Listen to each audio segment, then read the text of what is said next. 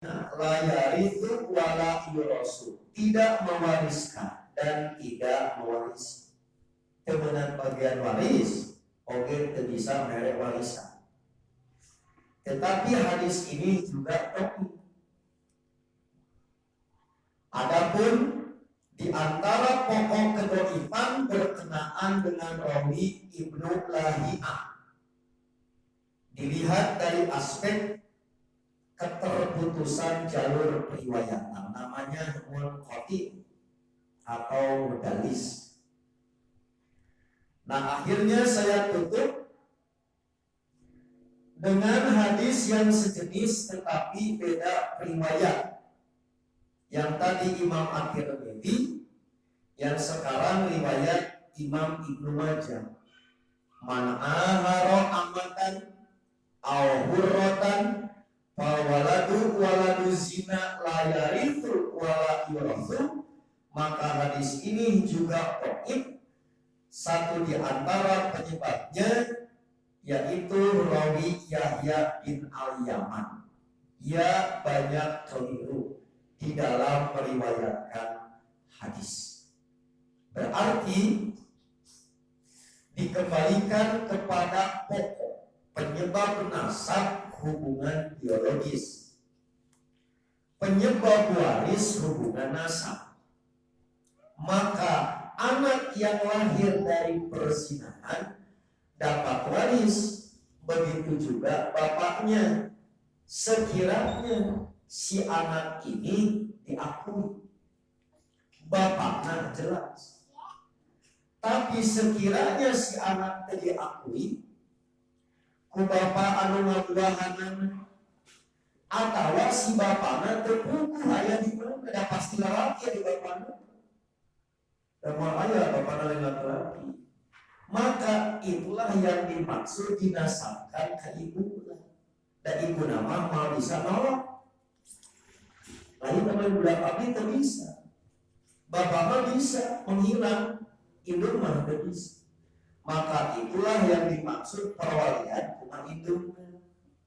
Waris indukna, ngawariskeun ka indukna. Itu bagi kasus yang tidak diaku anaknya, tidak diketahui riba si bapak. Itulah yang dimaksud nisbatnya hanya ke ibu. Maka saya ambil contoh, kenapa kalau kita mengadakan transaksi kalau ditanya nama bapak, ajukan motor kan, kalau isi ditulis nama ibu kandung, cara bapak kandung, dan bapak kandung mah bisa ngelih, ibu mah bisa. Begitu juga saat mengajukan kredit, pasti ditulis nanti ibu kandung. Nah itu sebetulnya sesuai dengan prinsip Islam. Bagi siapa jika ada kasus anak zina jadi akun ku bapaknya, atau sebaliknya bapaknya tidak jelas di mana ribana, dan ibu nama pasti ada.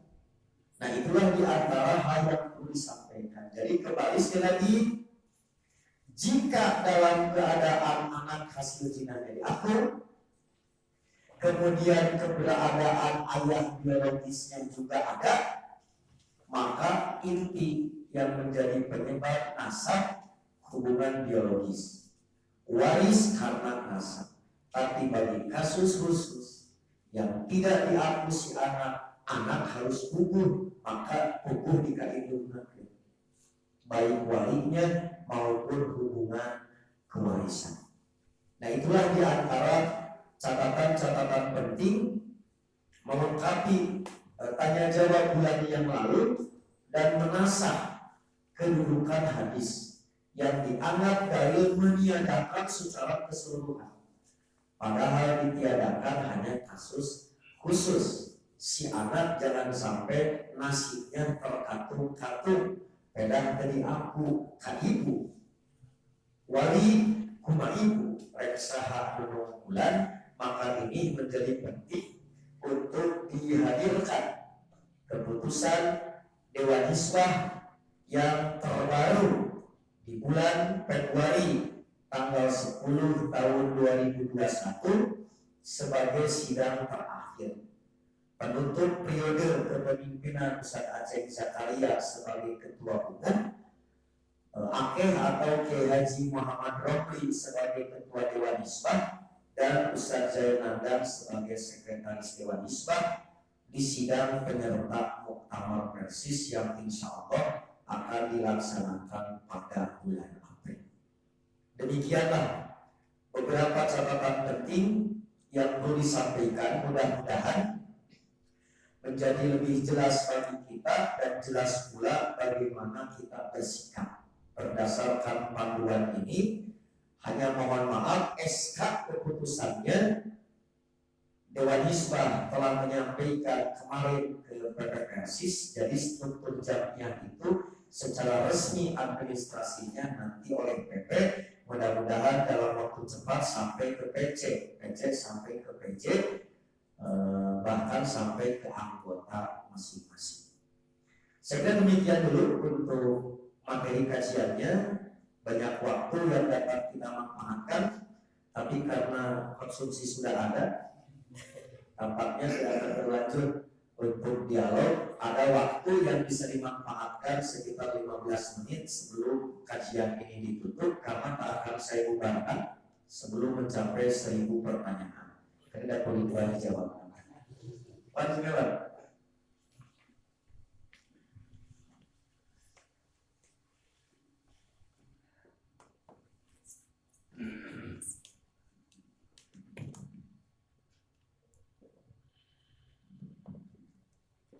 Jazakumullah khairan katsiran. Terima kasih kepada Ustaz Abdul Mukhtar yang telah memberikan penjelasan tentang hukum atau kedudukan dari anak hasil zina yang tadi diterangkan bagaimana secara nasab dan bagaimana tentang warisnya. Sekaligus Ustaz tadi menjelaskan atau menasah penjelasan yang bulan kemarin tentang kedudukan waris ataupun wali dari anak hasil perzinan tersebut. Barusan telah dikemukakan bahwa hadis yang kemarin disampaikan itu ternyata hadisnya dhaif. Pertama ada yang disebut dengan kedhaifannya itu majhul, yang kedua adalah munqati atau mudallis. Berarti kembali gitu, ketika anak tersebut itu diakui oleh bapaknya, maka itu bisa menjadi wali ya bapaknya. Wali dan dan waris itu nyambung gitu sebagai anak kepada bapak atau kepada ibu yang tadi. Itu yang bisa disampaikan oleh Ustaz. Sementara silakan kalau ada pertanyaan untuk menguatkan dari penjelasan tersebut pemahaman kita semua. Dan alhamdulillah Ustaz ini lagi berlangsung nonton bareng kajian Ustaz di Cianjur Ustaz dari anggota cabang Persatuan Islam lagi nonton bareng di sana bersama mungkin warga dari Ciledug kalau tidak salah. Ciledug ya. Alhamdulillah. Selamat masih orang Cianjur. Mangga kalau ada pertanyaan dari jemaah, Kang Kusmiadi mana? Sebutkan nama, domisili dan hobi. Nama saya Kusmiadi dari Cibuin. Domisili di Jemberung saya. Saat pada Rumaros tadi terkait apabila diakui atau tidak diakui, maka status hukumnya didasarkan kepada diakui atau tidak diakui oleh ayah. Nah, sementara kalau sekarang misalkan ada pembuktian dari secara DNA ternyata valid, apakah pembuktian itu dapat menjadikan konsekuensi hukum? Tapi misalkan dari si ayah tetap tidak mengakui. Terus yang kedua pertanyaannya, bagaimana hukumnya apabila ada anak hasil zina, terus ayah biologisnya ada, tapi si orang-orang dan si ayah dan ibu dan bapak biologisnya tersebut tidak memberitahukan, hukumnya apa? Jadi yang pertama, mengklaim menghindar tidak mengakui dengan temuan alat DNA. Nabi pernah dihadapkan pada kasus yang saling mengklaim kalau ia mahbub, itu mah saling mengakui beda bapak. Jadi Jadi kalau dia mau mengakui di Nabi mah ada dua pihak yang mengaku bahwa dia anaknya. Nah maka inilah yang menjadi dalil bahwa yang jadi pokok pengakuan atau DNA justru ada pada pembuktiannya. Oleh karena itulah Nabi menetapkan kepada orang yang lebih mirip si anak ini mirip si A, maka bagi dia walaupun khawatir ada kesalahan dalam penetapan hukum, maka sang anak dengan ibunya itu berhijab sebagai tindakan hati-hati. Berarti Nabi juga menggunakan yang disebut dengan DNA kalau dalam bahasa kita sekarang, walaupun dengan teknologi yang sederhana. Jika dikembalikan kepada hakim, hakim itu harus menggunakan DNA. Itu yang dimaksud dengan kejadian sengketa. Bedanya barang pedambur, nah itu maduanan hayang aku dapatkan koyang budak-budak. Ada dua pihak, begitu. Kemudian yang kedua, nah inilah baik anak zina maupun anak angkat. Kenapa perlu diberitahu? Sebab konsekuensi hukumnya besar kemana-mana itu. Nah, jadi yang pertama harus diberitahu, walaupun ini aib, tetapi sekali lagi ada konsekuensi. Maka memberitahu dalam rangka justru memperjelas persoalan nasab. Bahkan andai kata tidak diberitahu sang anak, maka dianjurkan untuk mencari tahu. Dan pasti ayah bapak.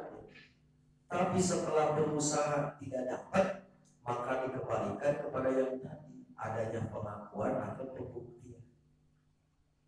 Ada mana mau mengaku baik, mengaku sama ilmunya jeung saya, ukuran all science.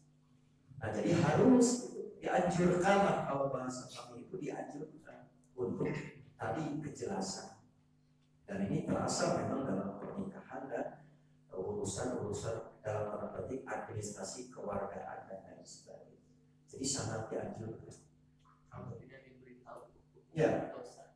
Jadi kalau sekarang misalkan si anaknya kalau tidak diberitahu, si anaknya berdosa, tapi orang tuanya akan berdosa kalau ternyata menimbulkan masalah. Nah itu melancar-lancar baik kayak masalah aman.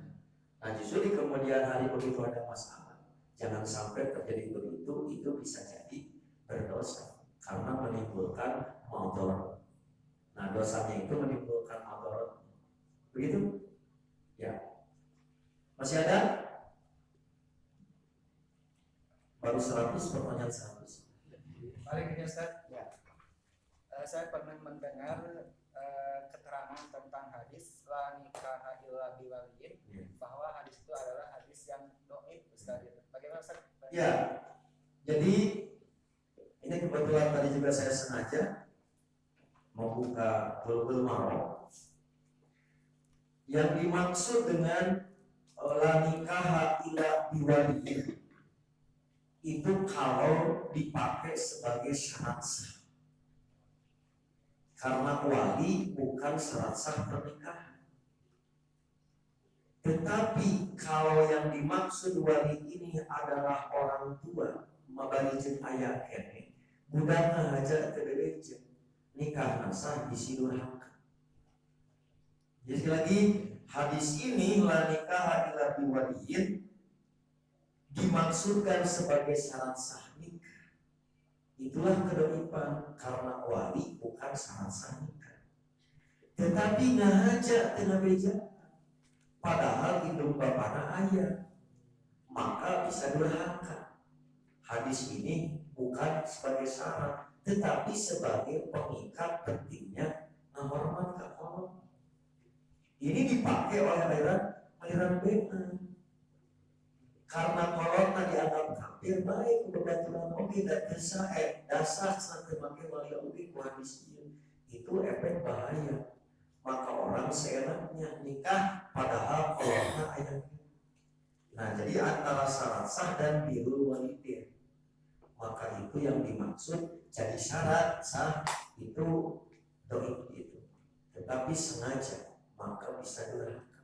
Pada ayat kan kalau harusnya kubaturan jadi beda kalau itu perlu untuk ditempatkan secara proporsional.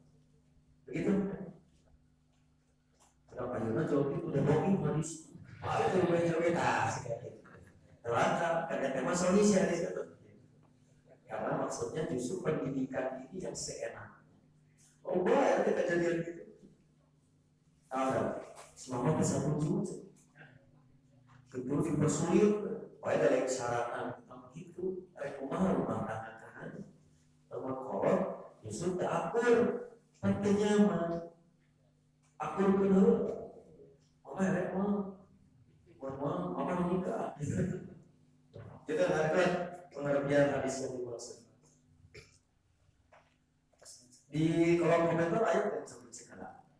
Tidak ada, kalau tidak ada, saya kira karena tag Bapak sudah hadir, makanan juga sudah hadir, saya rukiat. Demikian yang bisa disampaikan, dan mudah-mudahan nanti juga kami akan upload ulang di YouTube. Sekiranya yang kemarin ikut, mainan pengiringan. Maka yang terbaru ini yang menjadi acuan tentang pembahasan status anak zina baik bab nasab maupun bab kewarisan. Mudah-mudahan apa yang disampaikan menjadi tambahan ilmu yang bermanfaat dan mohon maaf atas segala kekurangan. Semoga Allah Subhanahu wa taala memberikan senantiasa kekuatan dan pimpinan terutama bagi para pimpinan jamiah khusus di lingkungan Cibenying Kidul, PC sampai PC, Persis dan otonomnya untuk Hizbul Islam wal Muslimin melalui wadah jamiah Persatuan Islam. Aqulu qouli hadza wa astaghfirullah li wa lakum. Wassalamualaikum warahmatullahi wabarakatuh. Alhamdulillah penjelasan demi penjelasan mengenai status nasab dan waris anak zina. Ini merupakan telaah keputusan Dewan Nisbah telah kita simak sehingga jelas tentang kedudukan bagaimana dari anak tersebut. Mudah-mudahan ini bisa menjadi dasar pegangan untuk kita semua ketika mungkin nanti di lapangan ada saudara-saudara ataupun siapapun yang membutuhkan tentang keterangan ini, kita bisa menjelaskannya kembali dengan jelas dan tegas hadis yang kita pahami barusan. Terima kasih kepada Ustaz sekaligus yang telah memberikan penjelasan ulang kembali, mengkoreksi dari penjelasan Ustaz yang sebelumnya pada waktu bulan kemarin. Ibu bapak sekalian juga suatu iman kaum muslimin yang menyimak kajian ini melalui live streaming Facebook Sigaba. Alhamdulillah pengajian dari awal sampai akhir telah selesai. Mudah-mudahan apa yang kita dengarkan tadi dari uraian-uraian ilmu menjadi ilmu yang bermanfaat yang membuahkan amal soleh kepada kita semua. Rabbana la tuzigh qulubana ba'da idh hadaitana wa hab lana min ladunka rahmatan innaka antal wahhab. Rabbana atina fid dunya hasanah wa fil akhirati hasanah wa qina adzabannar. Wassalamualaikum warahmatullahi wabarakatuh.